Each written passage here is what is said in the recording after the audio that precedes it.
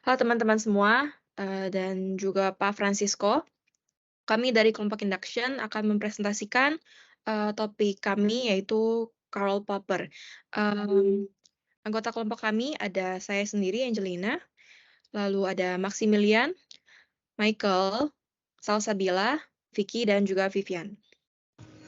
Pertama-tama saya akan membahas mengenai riwayat hidup singkat Karl Raimund Popper. Jadi Karl Popper ini lahir pada tanggal 28 Juli 1902 di Wina, Austria. Terus Popper belajar di Universitas Wina di mana ia mempelajari filsafat dan psikologi serta matematika dan fisika. Pada tahun 1928, Popper juga menerbitkan buku pertama yang berjudul Logik der Forschung yang menawarkan pandangan alternatif tentang ilmu pengetahuan dan metodologi penelitian.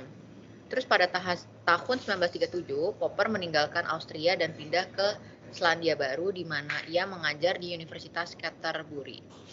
Terus Popper juga menetap di Inggris pada tahun 1946, terus dia juga menjadi profesor di London School of Economics. Popper adalah seorang filsuf yang terkenal karena kontribusinya dalam teori falsifikasi, di mana ia menekankan bahwa sains bukanlah tentang memvalidasi hipotesis, tetapi tentang menguji dan menggagalkannya.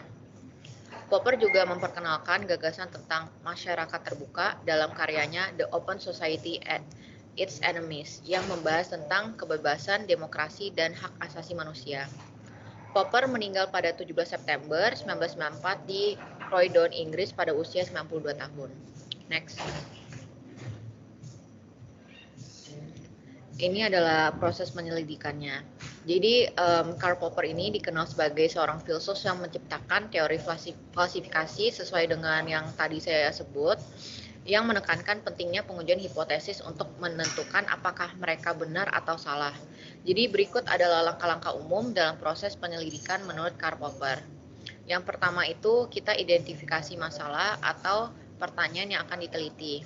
Langkah pertama dalam proses penyelidikannya adalah mengidentifikasi masalah atau pertanyaan yang ingin dijawab. Terus Popper juga menekankan bahwa pertanyaan yang baik haruslah terbuka untuk pengujian empiris dan falsifikasi. Yang kedua itu adalah membuat hipotesis. Jadi setelah masalah atau pertanyaan telah diidentifikasi, hipotesis dapat dibuat. Hipotesis itu pertanyaan yang dapat diuji dan dapat dipalsukan dengan menggunakan bukti empiris. Next.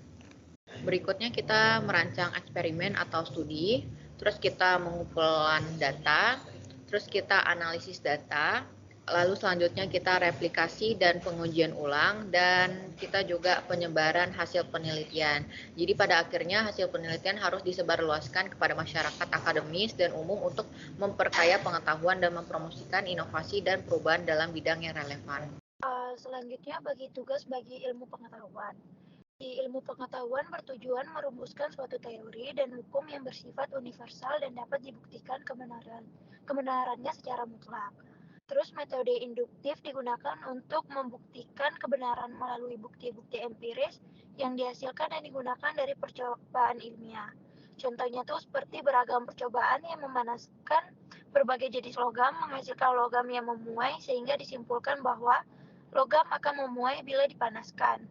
Terus namun metode induktif mendapatkan kritik dari David Hume, tokoh filsuf abad 18 yang menyatakan bahwa metode induktif dan kausalitas tidak didasarkan pada rasionalitas, logika semata, melainkan ada peran kebiasaan mental. Sehingga kesimpulan kausalitas hanya bisa terbukti kebenarannya apabila hal yang berlaku di masa lalu akan terus berlaku di masa yang akan datang.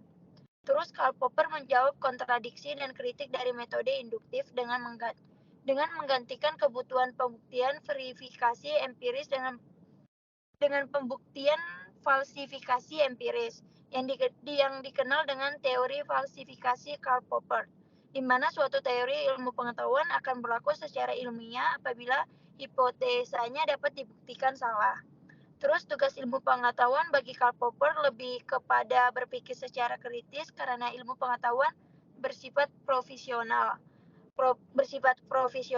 konjektural, dan hipotetikal, sehingga kebenaran mutlak secara universal tidak akan pernah dapat ditetapkan. Kemudian saya akan menjelaskan mengenai masalah dari metode induksi. Jadi, induktif itu adalah metode yang digunakan dalam ilmu pengetahuan, di mana suatu pernyataan umum atau teori ditarik dari pernyataan yang khusus atau tunggal. Contohnya mengamati sekelompok angsa yang berwarna putih, kemudian menarik suatu kesimpulan bahwa semua angsa itu warnanya putih. Kesimpulan yang seperti ini mungkin salah karena meskipun kami melihat bahwa banyak sekali angsa yang putih, ini tidak bisa membuktikan bahwa semua angsa itu putih. Sejumlah fakta, berapapun besar jumlahnya, secara logis tidak dapat menyimpulkan suatu kebenaran umum, karena suatu kejadian mungkin tidak selalu berlangsung dengan cara yang sama.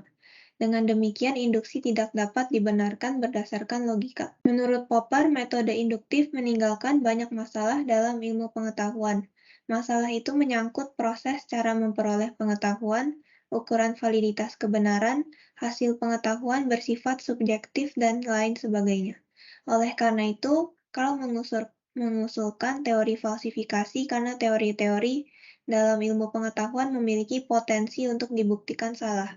Berbeda dengan metode induktif, falsifikasi tidak hanya menggunakan observasi dan pengalaman sebagai dasar di dalam menentukan hukum-hukum ilmu pengetahuan, akan tetapi masih ada prasyarat lain, yaitu uji kesalahan melalui uji kesahihan. Oke, selanjutnya ada beberapa teori falsifikasi yang digagas oleh Popper.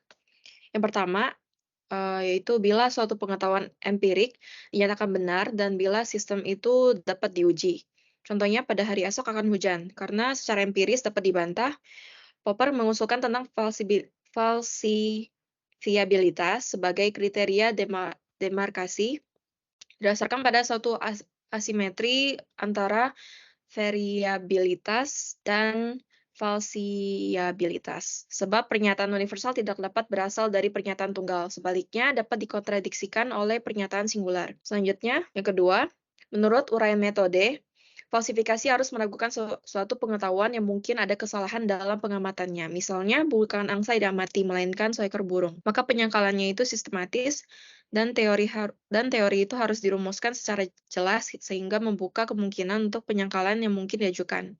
Sebaliknya, suatu teori tidak ditinggal dengan gampang, sebab ini mengidentikan sikap yang tidak kritis terhadap tes, dan dengan begitu berarti teori sendiri tidak diuji sekeras seperti seharusnya. Selanjutnya. Teori falsifikasi 3. Suatu hipotesa atau sistem hipotesa yang mau diakui sebagai sebuah hukum atau teori ilmiah memiliki kriteria bahwa hipotesa atau sistem hipotesa tersebut harus falsifabel. Falsifabel berarti ada keterangan atau observasi yang tidak konsisten dengan hipotesa tersebut. Contohnya adalah semua zat memuai bila dipanasi. Dapat dinyatakan keliru jika adanya suatu zat yang tidak memuai jika dipanasi. Next, teori falsifikasi 4. Semakin samar suatu teori, semakin konsisten dengan hasil pengujian, sehingga semakin susah untuk ditemukan falsifikasinya. Sedangkan semakin teliti suatu teori dirumuskan, semakin gampang untuk teori tersebut ditunjukkan falsifikasinya. Contohnya, kalimat manusia dapat bergerak tidak dapat difalsifikasi karena hal itu selalu benar. Sedangkan manusia selalu sehat dapat dibuktikan kesalahannya. Perkembangan ilmu bergantung kepada dugaan spekulasi yang berani dan kreatif. Semakin banyak dugaan teori yang dibandingkan dengan realitas, maka akan ada kemungkinan lebih besar untuk terjadinya kemajuan penting dalam ilmu pengetahuan. Menurut Popper, ilmu berkaitan dengan hipotesa-hipotesa yang dikemukakan secara coba-coba dengan tujuan untuk mendapatkan teori yang lebih akurat. Oleh karena itu, teori yang dinyatakan harus jelas agar memiliki falsifiabilitas yang tinggi. Selanjutnya ada metode praktis untuk memecahkan masalah. Teori varian trial and error adalah suatu metode percobaan dan pembuangan kesalahan. Metode ini, kata Popper, dipakai dalam perkembangan pikiran manusia dan terutama perkembangan filsafat. Bisa digambarkan sebagai varian istimewa. Cara kerja teori diajukan secara tentatif dan dicobakan. Bila hasil suatu tes menunjukkan bahwa teori itu salah, maka teori itu akan dibuang. Metode percobaan dan pembuangan kesalahan pada hakikatnya adalah metode penyingkiran. Berikutnya ada skema metode problem solving. Di sini anggapannya P1 problem awal, TS solusi tentatif, teori yang dicoba diajukan, Kemudian ada error double E di sini, error elimination atau evaluasi dengan tujuan menemukan dan membuang kesalahan.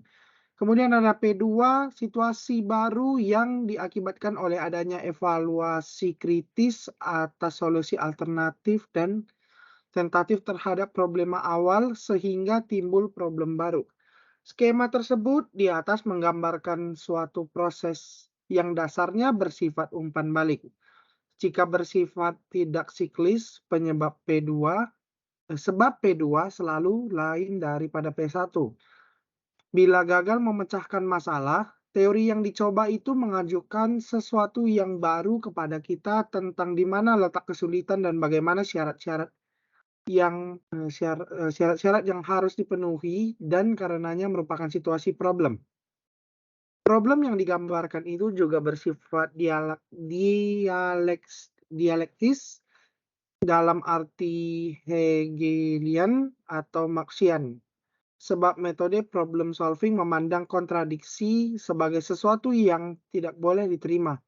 Menerima kontradiksi menurut Popper dapat menyebabkan kritik berhenti berfungsi dan dengan itu membawa kejatuhan terhadap ilmu. Demikian presentasi dari kelompok kami.